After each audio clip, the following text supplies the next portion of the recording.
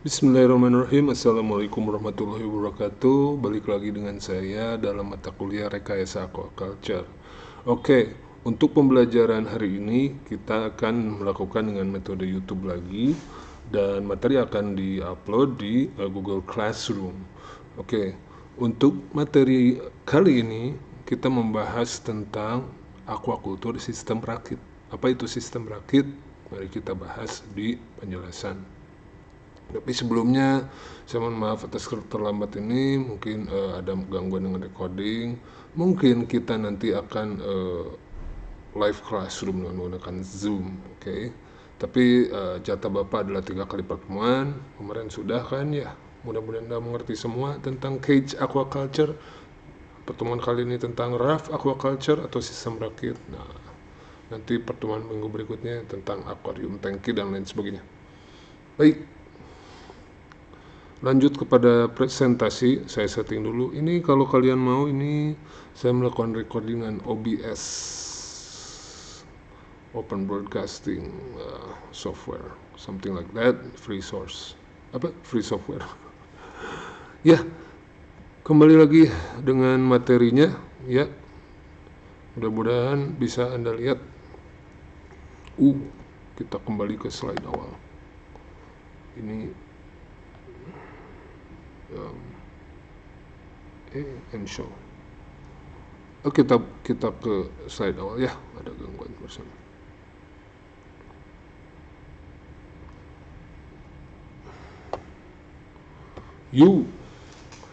Ya, aquaculture sistem rakit. Oke, apa itu sistem rakit? Ya, kita bahas di slide berikutnya. Jadi ini merupakan bagian dari sistem rekayasa aquaculture, maksudnya salah satu tipe rekayasa aquaculture ya. Salah satu tipe sistem aquaculture yang digunakan oleh masyarakat dunia. Spesifiknya sistem rakit ini spesies apa aja sih? Kalian bisa tebak atau bisa kira-kira ada tebakan spesies apa aja?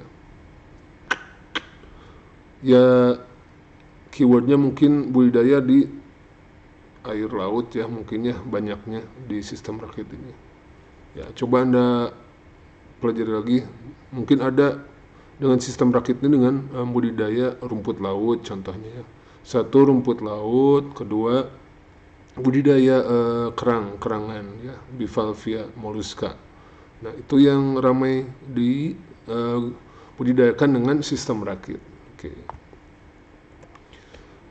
Jadi oke lah, kita balik lagi dengan fokus untuk rekayasa aquaculture ini lebih ditekankan kepada aspek teknis konstruksi ya. Mudah-mudahan Anda camkan itu di setiap kegiatan kuliah atau praktikumnya ya.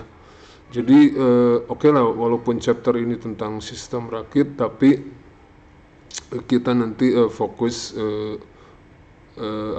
di review paper nanti ada di akhir presentasi tentang aspek teknisnya ya. Apa saja yang berpengaruh terhadap konstruksi sistem rakit. Oke, budidaya sistem rakit atau bahasa Inggrisnya raft culture. Jadi, budidaya sistem rakit adalah satu metode aquaculture yang intensif, yang penting, yang digunakan untuk pengembangan beberapa spesies secara komersial. Contohnya spesies rumput laut, contohnya Gracilaria, ataupun kekarangan ya, bivalvia ya. Jadi sistem rakit ini digunakan untuk budidaya spesies-spesies tadi. Nah, ada budidaya kerang sesil. Maksudnya sesil itu apa sih istilah sesil ya? Sesil itu diam di tempat ya. Nah, jadi kerang-kerang ini sebenarnya kan nggak usah banyak urusan ya, tinggal dibesarkan di satu tempat dari benih hingga dewasa, karena dia nggak gerak, sesil artinya kayak gitu ya, ataupun rumput laut. Jadi minggu lalu kita udah bahas kan, Indonesia adalah urutan kedua penghasil aquaculture di dunia, dan salah satunya adalah kita top producer di bidang rumput laut ya. Nah, kita harus pahami bahwa rumput laut ini dibudidayakan dengan sistem rakit. Tapi ada juga sistem lain sih, yakni sistem long line contohnya ya, kayak gitu. Eh, Secara detail belum ada panduannya di FAO, mohon maaf, tapi Anda bisa merujuk kepada beberapa jurnal atau beberapa website yang menjelaskan sistem rakit ini secara detail, kayak gitu ya. Oke, kurang lebih sistem rakit ini ada kesamaannya dengan cage aquaculture, yakni memanfaatkan badan perairan. Badan perairan, misalnya badan perairan pantai seperti itu ya, laut dengan kedalaman tertentu ya. Nah, kalau kita merujuk lagi ke pertemuan pertama tentang seleksi lokasi, mungkin udah disampaikan oleh Pak Iskandar. Tentunya ada kriteria syarat lingkungan untuk pemilihan budidaya. Nah, untuk budidaya dengan sistem rakit ini tentunya sangat tergantung dengan faktor perairannya ya, faktor karakteristik biologis, fisik dan kimia seperti itu ya. Nah, tapi terutama dengan tergantung dengan spesies yang dibudidayakan. Okay. Artinya kalau Anda ingin membudidayakan kerang-kerangan, kerang hijau, nah kita harus memperhatikan cocok nggak dulu ini lokasinya, syarat lingkungannya dengan budidaya kerang-kerang tersebut. Seperti itu. Kok ribet sih budidaya kerang kayak gitu ya, sampai harus mikirin gitu. Ya, untuk keberhasilan budidaya ya, untuk mendapatkan produksi yang tinggi seperti itu. Nah, kurang lebih ada persyaratan untuk masing-masing spesies ya, untuk keberhasilan budidaya, persyaratan biologis, persyaratan lingkungan ada pasti ya. Dan camkan itu tiap spesies ada persyaratannya ya. Mau spesies rumput laut juga harus ada ininya, syarat lingkungannya seperti itu. Kurang lebih sistem rakit itu kan sebuah struktur yang mengapung di atas perairan dan ada pelampungnya seperti itu. Dan rakit ini bisa terbuat dari besi, bisa terbuat dari bambu, dan enggak lebih dari itu ya, simpel aja. Jadi, nah organisme budidayanya ini sebetulnya kan diikatkan pada rakit ini ya. Mungkin kalau rumput laut diikatkan pada rakit atau ada tambang-tambang yang terikat pada rakit tersebut. Begitu pula di budidaya kerang, ada tambang yang terikat di rakit ini, sehingga sebetulnya kayak berkebun di laut gitu ya kalau ini mah ya. Jadi ada bibit dibesarkan di tambang itu terikat pada rakit gitu ya. Kayak gitu sih prinsipnya ya. Nah mungkin karena memang ini spesiesnya sesil ya, diam-diam aja, jadi kita kan nggak perlu jaring atau apa kan ya. Jadi si spesies ini nempel di sistem budidaya ini, di sistem rakit nempel ya, terikat di tambang ataupun terikat di kantung-kantung kayak gitu ya. Kalau di gambar kita lihat cylinder net cage ya, mungkin ada beberapa moluska yang dibesarkan di sistem budidaya ini, diikat gitu di sebuah misalnya jaring plastik kayak gitu. Lalu si jaring plastik ini diikat ke rakit ini. Kenapa harus rakit? Ya rakit ini mungkin relatif mudah, lagi-lagi ya konstruksinya lebih mudah, dan untuk komparasinya misalnya kalau misalnya kita budidaya kerang, kan ada beberapa macam cara untuk budidaya kerang. Misalnya budidaya kerang dengan cara menaburkan benih di dasar perairan kayak gitu ya. Ada juga kerang di sistem tray kayak gitu ya, baki gitu di areal pasang surut. Ada juga di sistem rakit di perairan yang ada kedalamannya tertentu. Kalau kita misalnya menebarkan benih kerang di di perairan gitu, ada di dasar perairan tuh banyak hama ya, ada bintang laut, hama ya, ada juga cacing-cacing yang bisa mengganggu pertumbuhan kerang.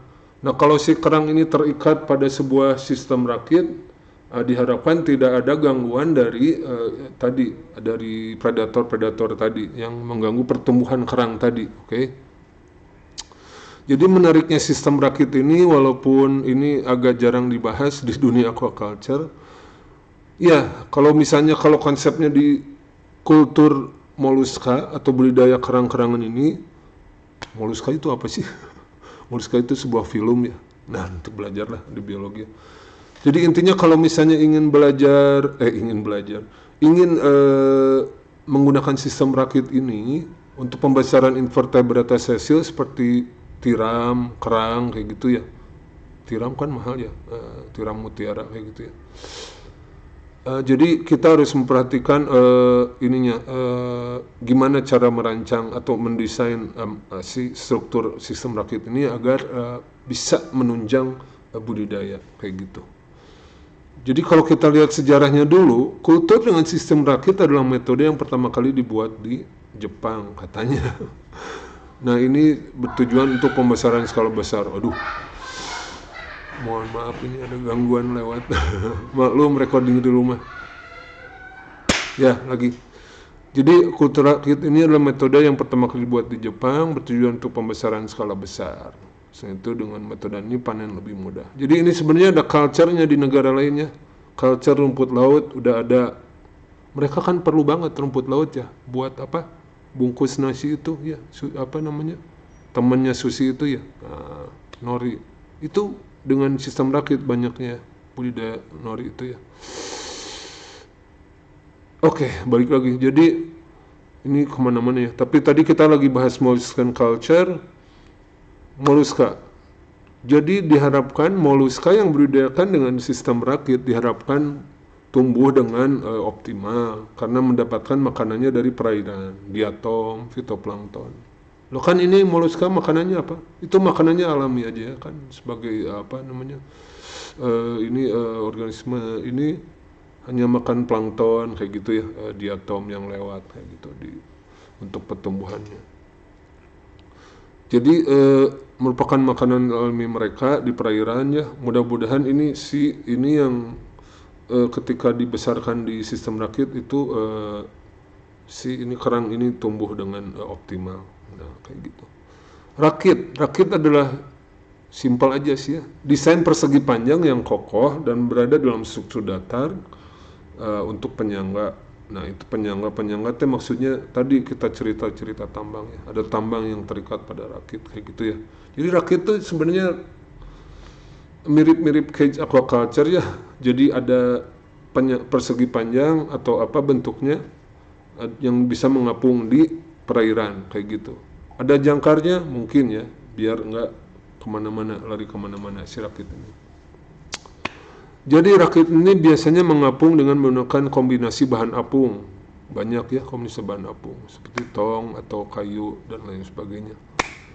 Rakit, balik lagi adalah bingkai kayu yang mengambang di atas air. Sesimpel itu ya sistem rakit. Tapi itu menunjang budidaya rumput laut. Contohnya di Jepang ya.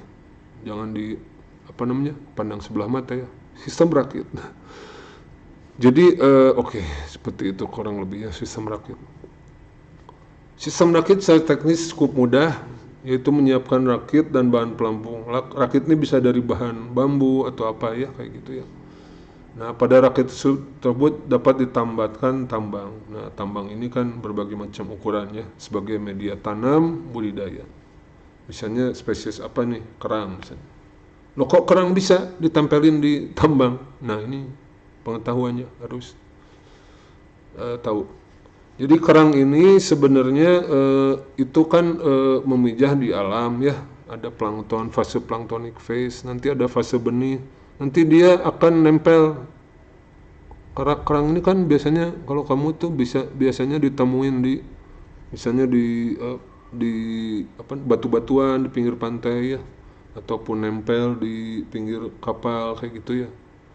Jadi hama kayak gitu ya, teritip. Tapi ada beberapa kerang yang potensial, yang mempunyai nilai jual. Nah itu kita fokusnya di situ aquaculture. Kerang-kerang yang bernilai jual tinggi, contohnya kalau di New Zealand misalnya, ada kerang hijau ya. Itu kerang hijau itu terkenal, itu produk nomor 1 di New Zealand ya. Karena airnya bersih, produknya juga bagus ya. Jadi daging yang dihasilkannya sangat bergizi. Tapi kalau misalnya kita bandingkan kerang yang dibesarkan di Jakarta Utara, itu banyak pencemarannya ya. Itu mungkin ada logam berat dan lain sebagainya. Tapi ya itu tadi, kalau kita bicara budidaya kerang hijau, itu banyak ya sistem aquaculture-nya ya.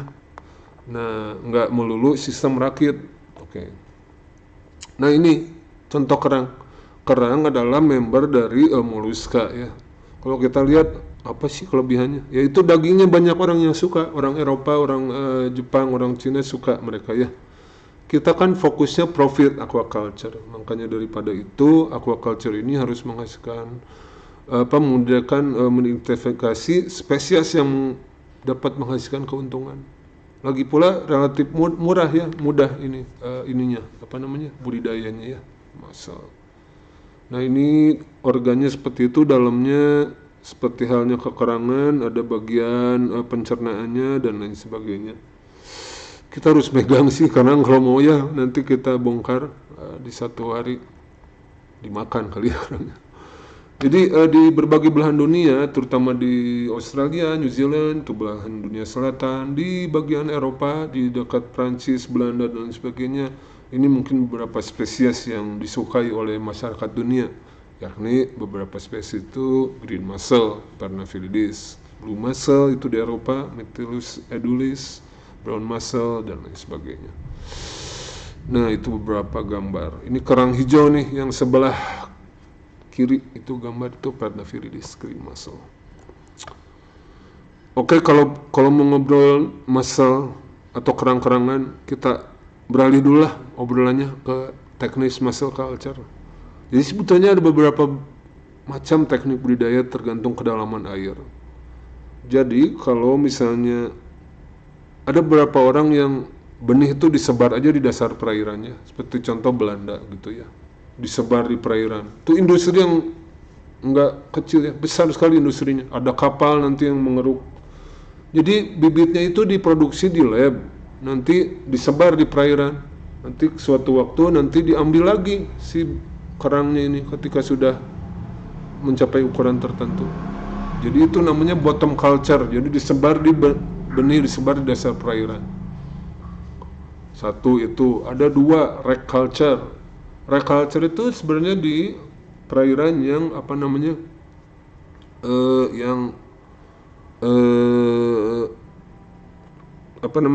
zona pasang surut ya. Nah, kita break dulu untuk azan ya, bentar ya.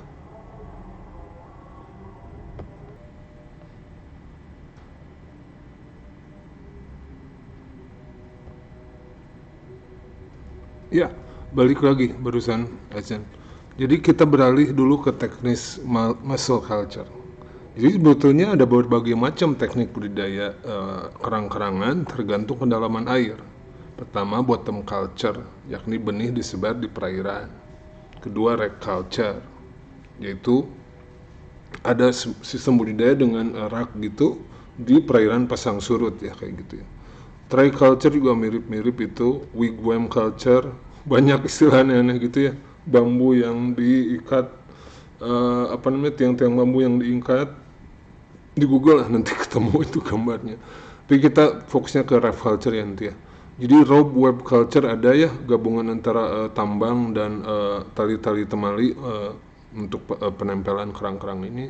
Raft culture yang kita bahas hari ini, pertemuan ini. Terus long line culture, yakni kayak tambang panjang gitu ya, long line ya, nanti diikat di situ kerang-kerangannya. Jadi sebenarnya banyak ya teknik budidaya ya, nggak hanya saja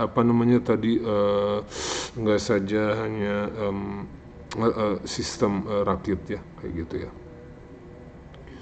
Oke, balik lagi dengan presentasi ini tentang raft culture. Raft culture, kalau di raft culture atau sistem rakit dengan konsep budidaya kerang-kerangan ini sebetulnya udah dipraktekkan selain di Jepang itu, untuk khusus untuk kerang ini sudah dipraktekkan di negara Spanyol kayak gitu kan. Jadi benih-benih kerang ini yang disebut dengan spet itu ya, itu dikumpulkan lalu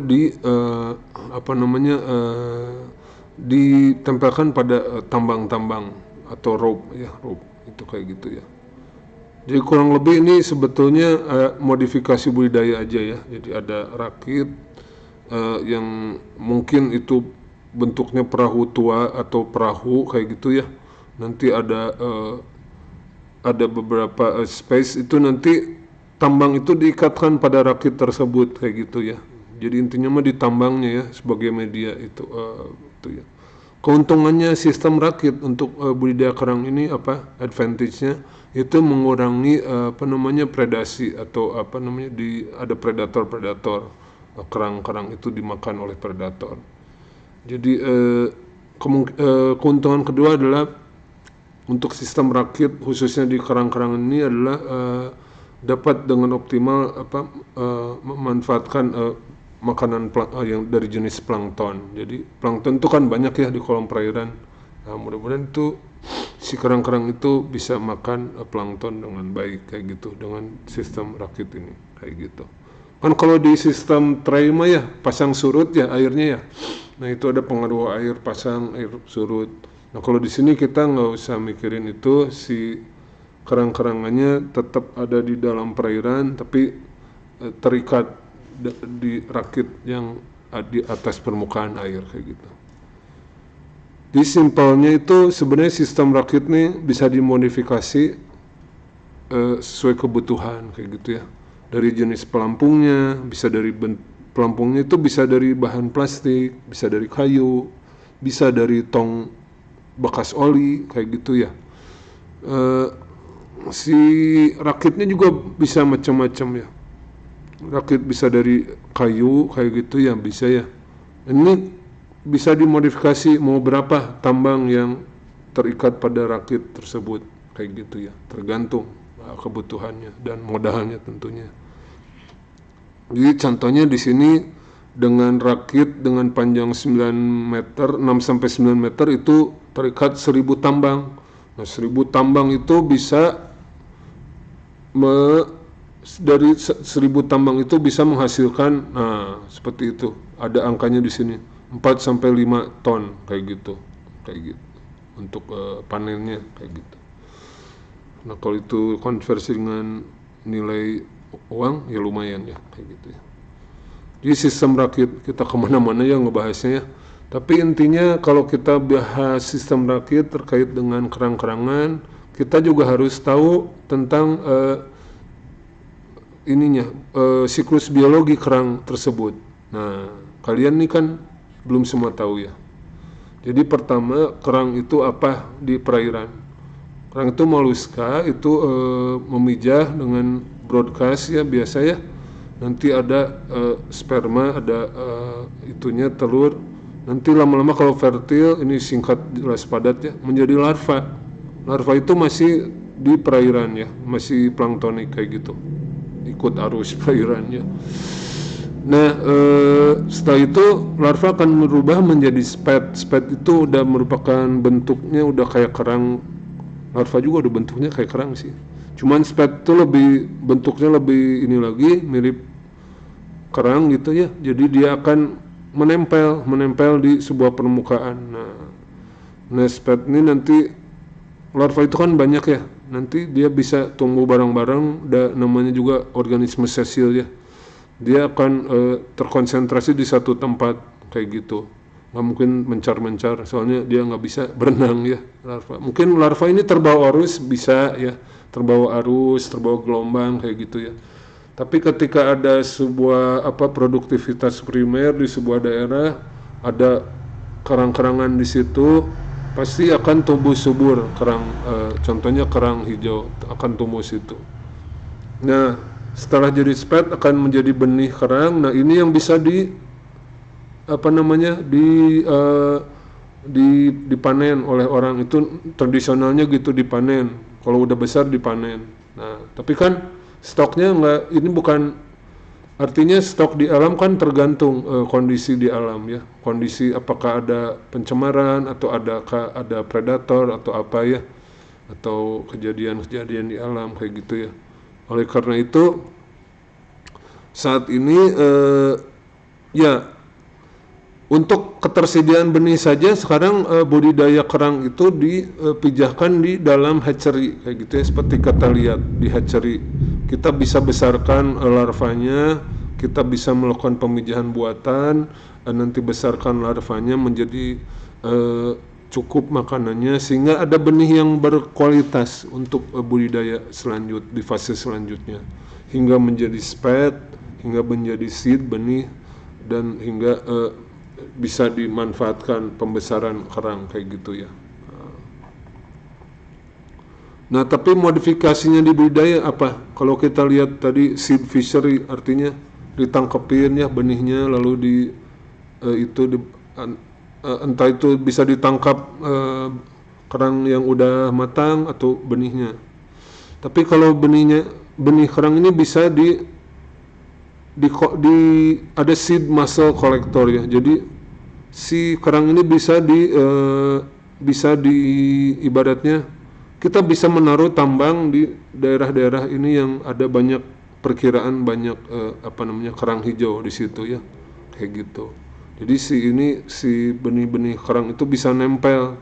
Jadi ini si tambang-tambang ini adalah substrat untuk larva kerang ya tadi ya. Jadi dia akan menempel. Ini kita lihat agak rumit ya persiapannya. Ada berbagai macam persiapan kayak gitu ya. Tapi intinya harus terjadi pemijahan dulu kan ya. Itu bisa dilakukan buatan, bisa di hatchery, dikasih makanan plankton secara plankton tuh bisa dikultur kayak gitu kan ya. Nah, setelah ada larva-larva ini akan tumbuh menjadi spat ya. Spat ini bisa jadi benih. Nah, benih ini kita bisa mainkan nih, mau disebar di mana kayak gitu, apa mau ditanam di tambang kayak gitu ya. Kalau kita lihat foto-foto ini sebenarnya mungkin bukan hasil budidaya di hatchery ya, mungkin hasil si tambang ini dikondisikan di suatu tempat, nanti nempel si kerang-kerangnya tuh nempel di situ ya. Nah, yang tambang-tambang inilah itu yang ditempelkan di rakit, tuh ada foto ya, ada rakit kayak gitu ya. Nah, rakit itu ditambatkan di sebuah perairan, nanti dipanen di suatu waktu kayak gitu. Pabelit ya, tapi panjang. Intinya gini, sistem rakit nih bisa digunakan buat kerang-kerangan, bisa juga buat rumput laut ya. Jadi dua itu tadi. Kalau untuk ikan nggak mungkin ya, soalnya nggak ada jaringnya ya. Jadi sistem rakit buat dua spesies itu aja. Oke, kita lihat di kegunaan sistem rakit untuk rumput laut, yakni contohnya spesies Gracilaria. Nah, culture method. Tadi Bapak udah jelaskan ada beberapa sistem kultur, yakni sistem kultur terapung, floating system, ada juga submerged system, yakni bisa di bawah air gitu ya. Bisa juga dengan itu ya, species culture ya, tergantung species culture-nya. Jadi banyak ini sebenarnya sistem culture-nya untuk rumput laut ya, nggak mesti sistem rakit kayak gitu ya. Nah, untuk makanya nanti kalau mau itu pelajari rumput laut khususnya kayak gitu ya. Tapi intinya di sini banyak sistem kultur untuk rumput laut. Salah satunya dengan sistem rakit tadi. Nah, kalau kita lihat di presentasi ini banyak ya, ada berbagai macam, ada net method, cage method kayak gitu ya, monoline system, raft kayak gitu, yang dilakukan di bawah perairan ya. Jadi si rumput laut ini bisa terapung, bisa juga di bawah air gitu ya, bisa kayak gitu ya. Bisa diapungkan ya di semacam berkebun di laut, tadi Bapak udah bilang di awal-awal presentasi ya. Bisa di line gitu, di long line kayak gitu ya. Tapi tetap harus di line juga kan, tetap harus ada penyangganya. Nah, penyangganya itu adalah rakit tadi kan ya, rakit. Jadi ini kurang lebih salah satu contoh untuk rough method. Ini mungkin pakai bambu-bambu gitu aja ya.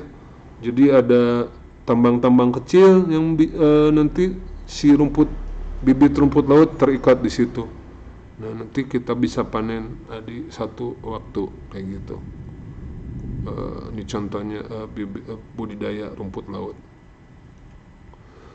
Oke, dengan sistem rakit ini mungkin buat ujiannya. Keuntungannya apa untuk rumput laut? Keuntungannya pertama itu bisa digunakan di perairan yang agak dalam ya, atau perairan yang dangkal juga bisa. Terus untuk budidaya rakit ini kamu nggak perlu nggak mesti harus dasarnya pasir, dasar perairannya ya, bisa macam-macam. Pokoknya asal ngapung aja si rakitnya. Kamu juga bisa nomor 3, kamu bisa memindahkan rakit ke tempat yang kamu inginkan kayak gitu ya, misalnya seperti itu. Keuntungan keempat, penanaman benih rumput laut ini bisa dilakukan di darat, lalu nanti digeser rakitnya ke perairan kayak gitu. Nah, kayak gitu dan lain sebagainya keuntungannya. Bisa rumput laut katanya tumbuhnya lebih cepat dengan sistem rakit ini, walau alam. Tapi ada disadvantage-nya atau demeritnya. Mungkin agak susah mencari bahan kayu bambunya, mungkin susah, agak kesulitan untuk mencari pelampungnya kayak gitu ya. Itu nomor 3, rangkanya bisa pecah ya, kalau ada cuaca yang buruk. Nah, ini cuaca gluduganya bisa pecah itu ya, si rangka, si sistem rakitnya kayak gitu ya, dan lain sebagainya ya. Intinya ada keuntungan dan bisa baca sendiri kan ya, dan merit dan demeritnya, advantage dan disadvantage-nya ya, seperti itu.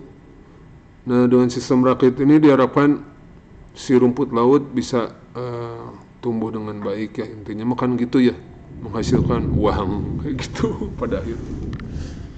Nah, sebetulnya nggak terlalu banyak ya materi pengantarnya untuk sistem rakit ini. Cuman saya mau di metode belajarnya ini mempelajari jurnal yang Bapak berikan untuk study case. Jadi apa saja jurnalnya? Ada 3 jurnal. Pertama ada jurnal tentang budidaya kerang hijau dengan sistem rakit. Itu dikarang oleh Perez Camacho et al. 2013. Nah, kedua ada jurnal, namanya jurnal di Journal of Shellfish and Research sih. Cuman judulnya yaitu masih itu, pengaruh efek lingkungan dan struktur aquaculture terhadap ini kerang hijau ini, pembesaran kerang di sistem rakit. Nah, kayak gitu. Ini dari aspek struktur aquaculture, hidrodinamiknya ya. Kita kan rekayasanya. Nah, jurnal ketiga, Growth of Gracilaria lemaniformis, itu rumput laut di bawah beberapa kondisi budidaya. Nah, itu kalau dibaca ini dengan sistem rakit juga ya. Nah, kondisi budidayanya dengan sistem rakit. Nah, itu 3 jurnal tadi ya. Nah, untuk study case paper 1 kita pelajari bersama ya. So, kalian sambil buka paper tadi ya. Nah, bisa kan buka file PDF-nya. Oke, paper tadi. Nah, jadi di sini kita lagi bahas paper ini, kita bahas tentang Mytilus sp, yakni kerang hijau yang dibudidayakan dengan sistem rakit. Nah, produksi per tahunnya cukup tinggi ini, antara di 250 ton per tahun dari sekitar 3.000 rakit. Nah, tapi kurang jelas juga ada tambang ya. Tambangnya kayak gimana, cara nempel si kerang ke tambang ini belum ada penjelasannya. Nanti kita baca barang-barangnya. Kita browsing aja dulu ya. Ini ada judul thinning out. Apa yang dimaksud dengan thinning out? Ada sih jawabannya di paper tadi ya. Nah. Oke, kita ke paper study case paper 2. Kita bahas ininya aja dulu, outline-nya. Study case paper 2. Paper 2 ini ngebahas mengenai tadi apakah fokus bagaimana si muscle itu kerang hijau memperoleh makanan melalui plankton. Bagaimana muscle memperoleh makanan melalui plankton. Faktor-faktor apakah yang berpengaruh? Nah, itu dijelaskan di paper tersebut ya. Nah, kita terutama fokusnya ke rekayasanya, apakah ada efeknya nggak hidrodinamik ya, atau struktur dari rakit ini terhadap pertumbuhan kerang hijau. Oke, study case paper 3. Jadi nanti kita bahas paper ini di video terpisah ya. Jadi untuk video ini kita akhiri habis slide ini. Jadi study case paper 3 adalah mengenai pertumbuhan rumput laut ya. Tadi kerang ya, paper 1 kerang, paper 2 kerang, paper 3 adalah tentang rumput laut. Growth of Gracilaria laminiformis, rumput laut di bawah kondisi budidaya yang berbeda ya. Nah, seperti itu. Jadi paper ini nggak terlalu spesifik terhadap teknis struktur sistem rakit sih, kayak gitu ya. Tapi perlu Anda perhatikan di sini dari aspek rekayasanya adalah bagaimana kondisi perairan, terutama dari kondisi nutrien, dan bagaimana hubungannya terhadap pertumbuhan Gracilaria. Jika dikaitkan dengan rekayasa aquaculture, perhatikan apa yang menjadi kebutuhan untuk seleksi lokasi, kayak gitu. Khususnya jika dikaitkan dengan penerapan aquaculture. Jadi mungkin untuk video ini saya akhiri dulu ya. Nanti kita bahas mengenai paper-paper tadi ya, kayak gitu. Untuk kelanjutan materi kuliah. Terima kasih.